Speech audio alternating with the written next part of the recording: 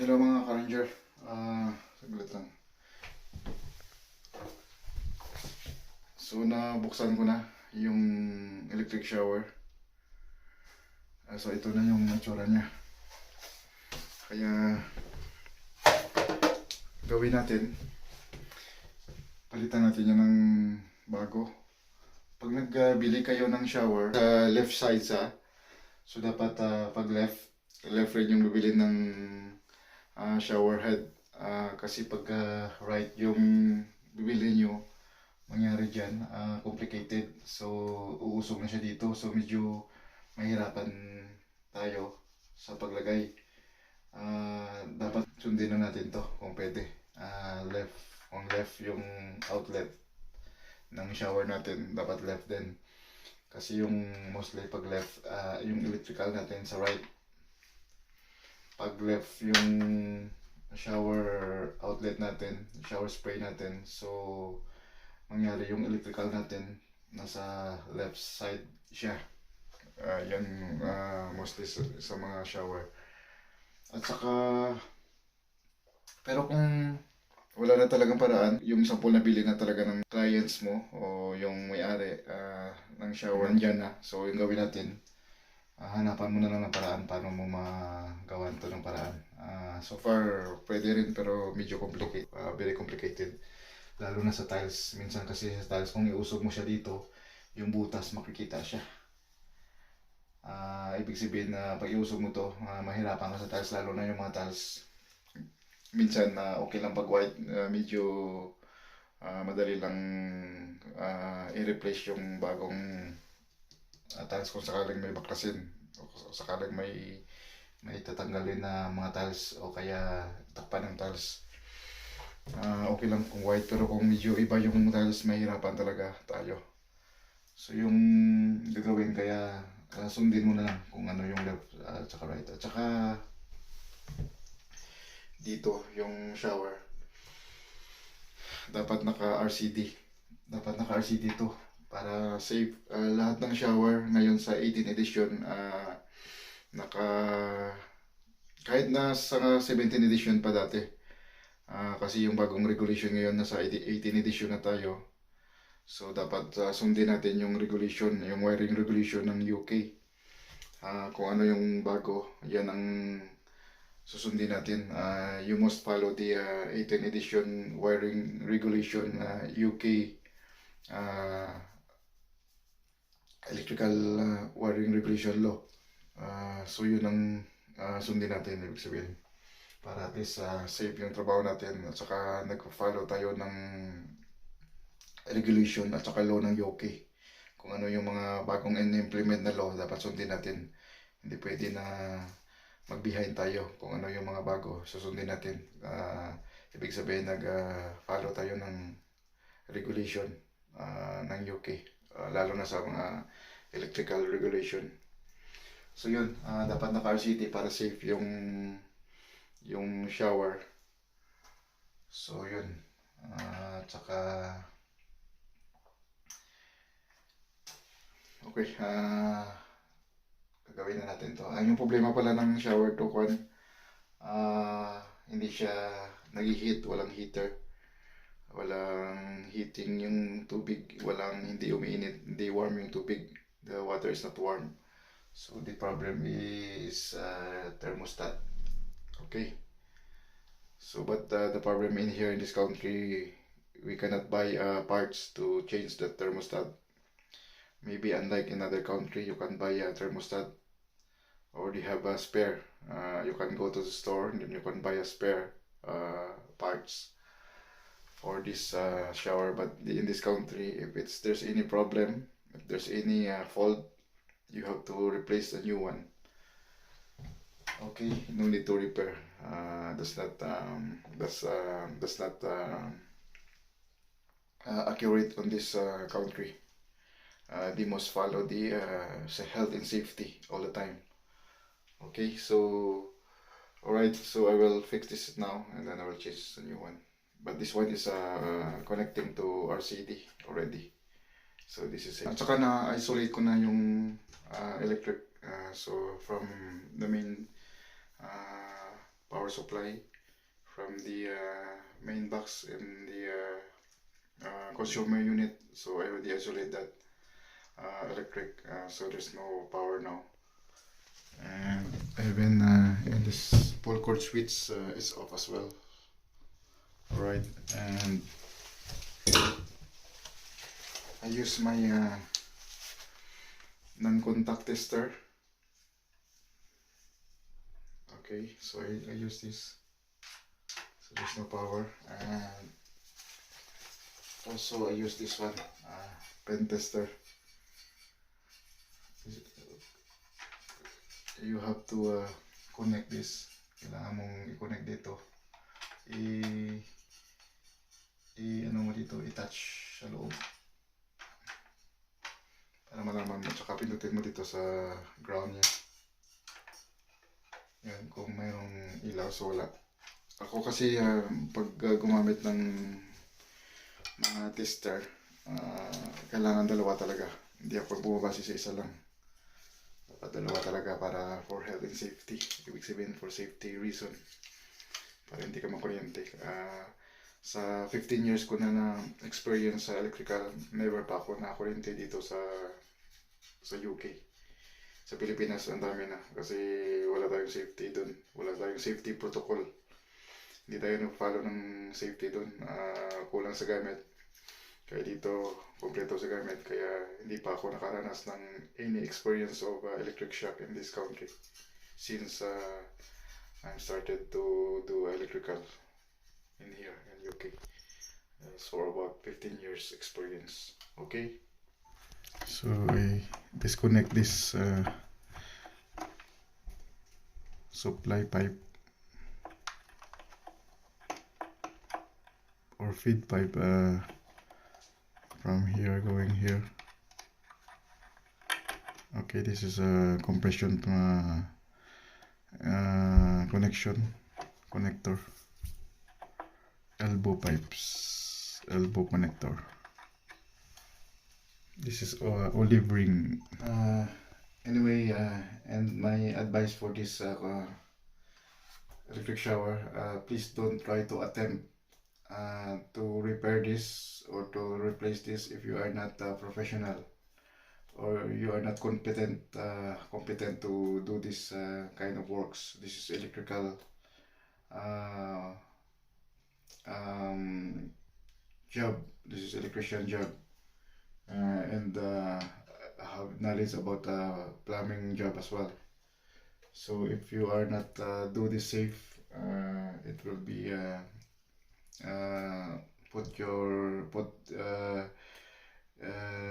you put the owner risk for your installation. So be careful. Please do this only if you are competent, well experienced and electrician certified. Please don't do this. Try to get a qualified electrician and qualified electrician and plumber, because some electrician did not fix or install electric shower. What I mean, because this is have a plumbing job as well. You have to have a plumber experience as well to do this kind of job. So you must have well experienced to do this. You're a plumber, electrician. Some electrician, they don't do this because this is a plumber job, and there's some plumber as well, they don't do this because there's electrical job as well.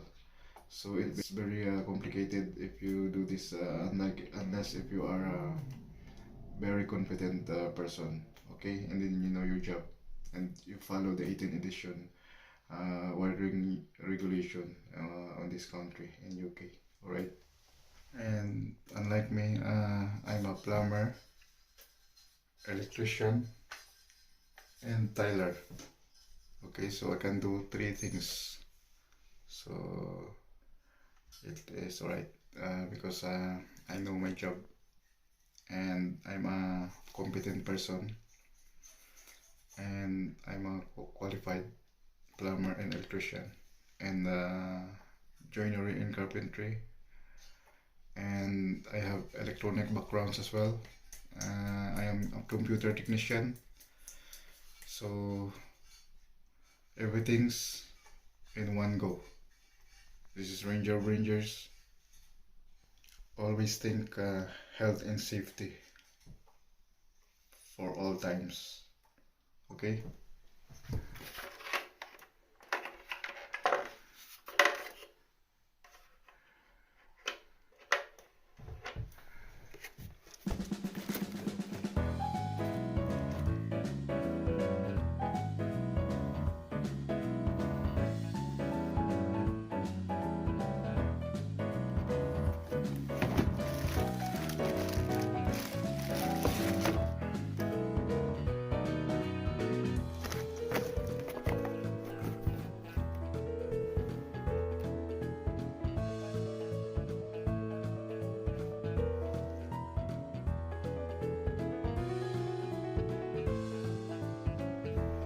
Ano sa inyo shower? Ubat? Tabo lang ha? Ubat? Tabo lang. Tabo? So ito guys, mga ka-ranger, napaka-complex yung trabaho natin dito sa shower na to. So ibig sabihin yung pipe niya, hindi siya tugma doon sa connector dito. Napakalayo at saka wala namang problema sa pipe. Kaya natin idugtong yan papunta dito sa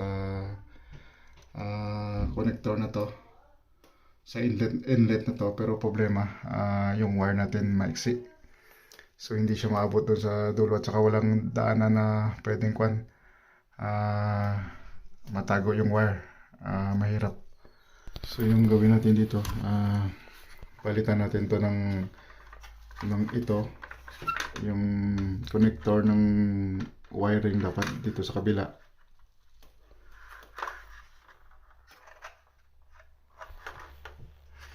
Dapat dito tayo mag-connect kasi ito yung connector niya ng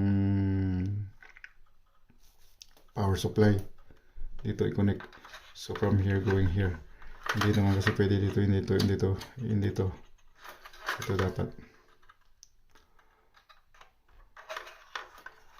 Okay, so i-try natin. Saglit lang. Natin ng paraan.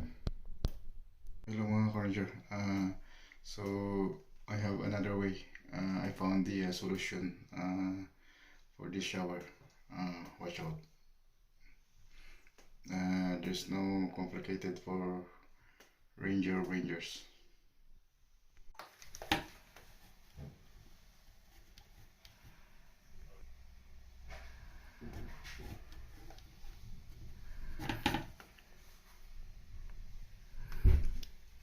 This is how the way you cut the pipe. There's two types, 22 mm and 15 mm, but this one is 15 mm cutter pipe, router cutter pipe, or rotating cutter pipe.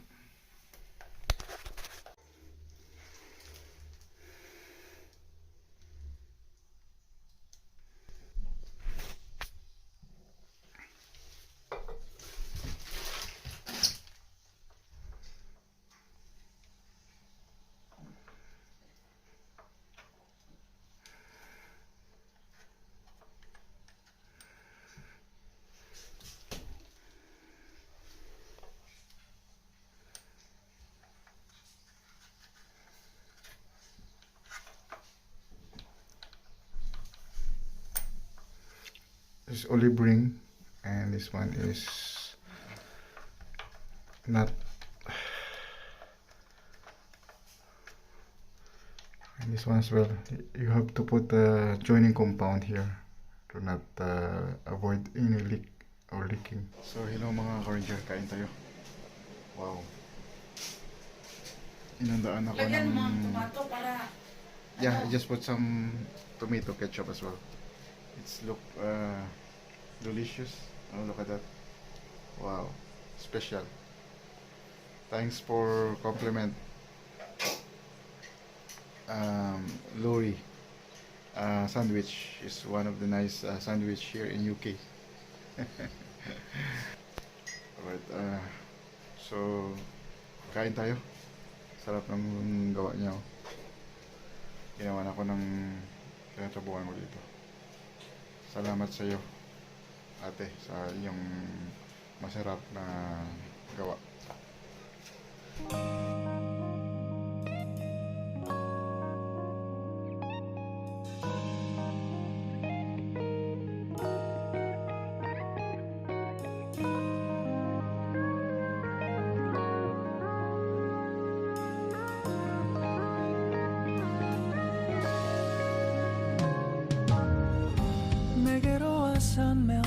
Bacon and egg. Bacon and egg sandwich.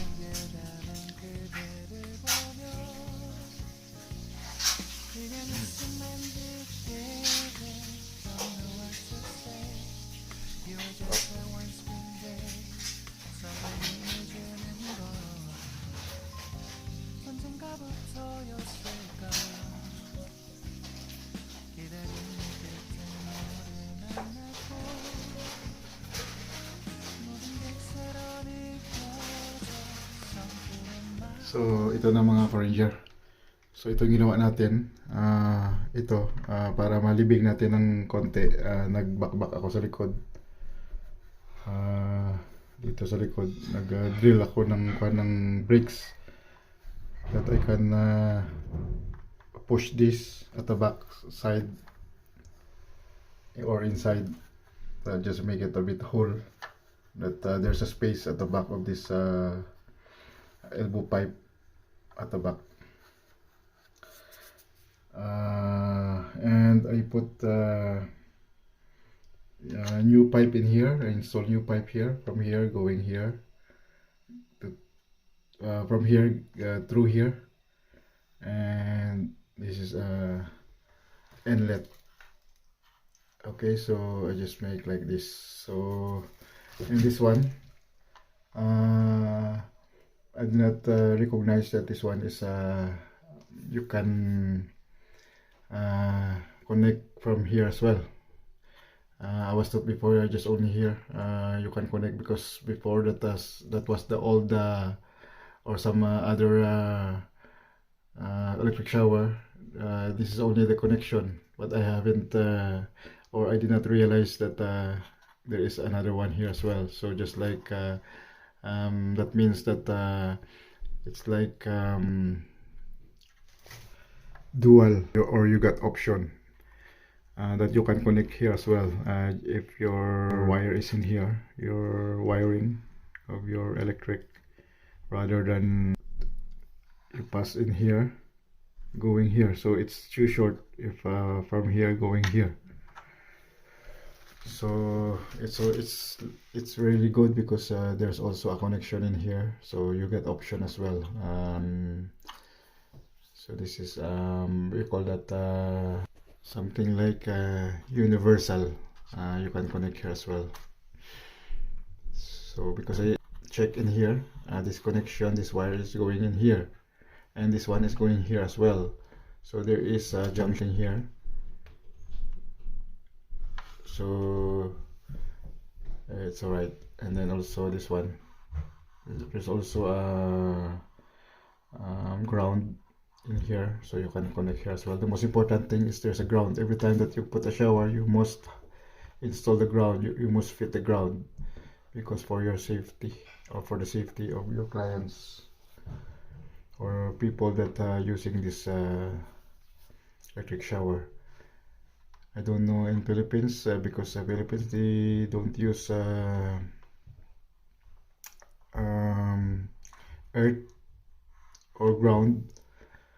I've noticed some places in Philippines, they use also electric shower, but they don't use a ground.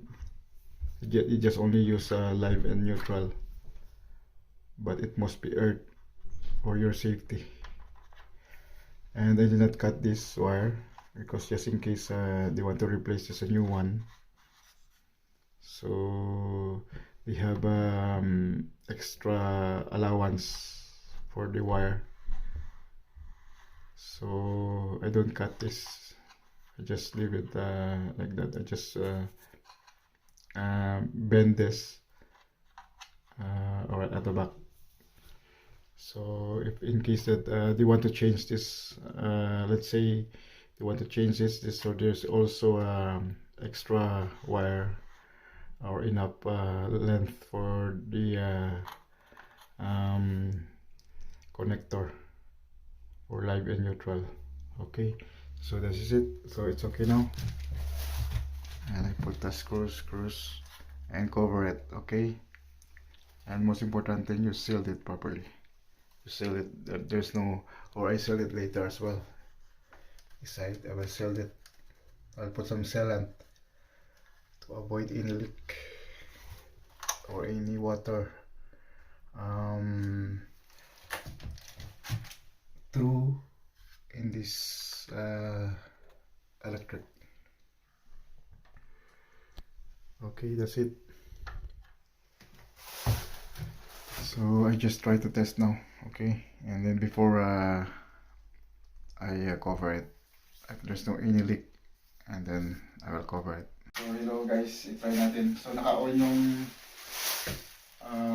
main supply natin, in-on ko na doon sa circuit breaker. So i-try natin. So naka-on. So naka-on din to. Oh, ito yung on. Yung full cord switch. Ito, ano. Yan. Oh, sorry. My goodness. So I just put it back later. Anyway, it's on now. It's on. Okay. And this one, I tried to check it. Okay, so it's on. Everything's on. Okay, so it's on. Okay, so try this. I tried i-on natin.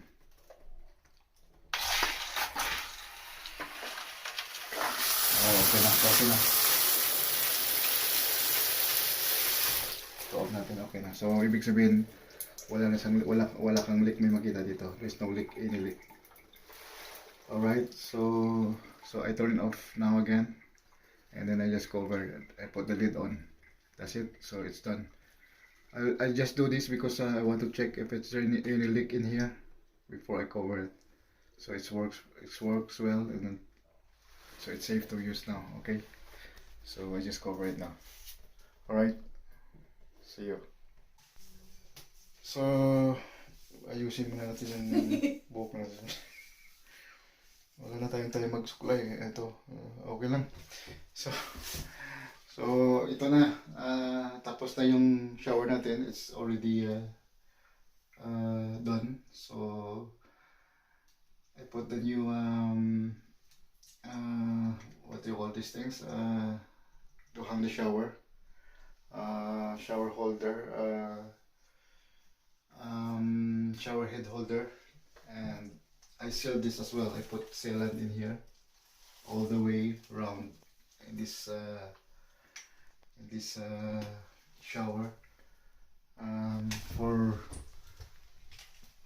safety, as there's no any water leak inside. Okay, that's it. So okay na. So okay na, nasa na lahat dito.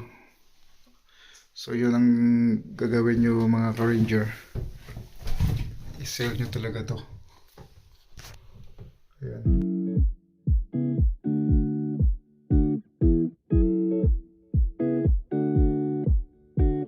May konting open pa pero i-seal natin ulit yan. Yan. So seal lahat yan para at least safe yung shower. Walang papasok na tubig, there's no moisture because it's covered by sealed. Okay, so that's it, and it's working now. I tried, everything's working. So that's it. So tomorrow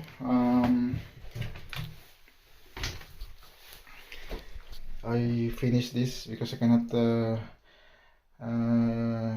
return or cannot lay out the toilet bowl, or I cannot return it back because it's still wet. I don't know because in the instruction it's only 8 hours before it's dry, but when I check it's still wet. So maybe because I put underneath the um, thick adhesive, so maybe that's the reason why it takes time to dry. And so I just come back tomorrow to fit the toilet.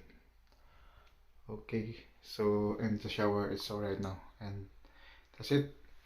And if you try, just very quick, put it on. Alright. Okay, I just try this like that. So you see, so you see the shower, it's working now. Okay. Alright. And I turn it off. And another one. That's it.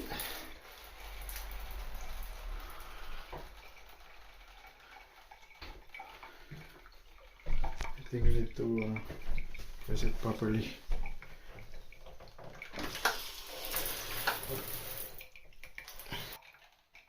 That's it. Okay.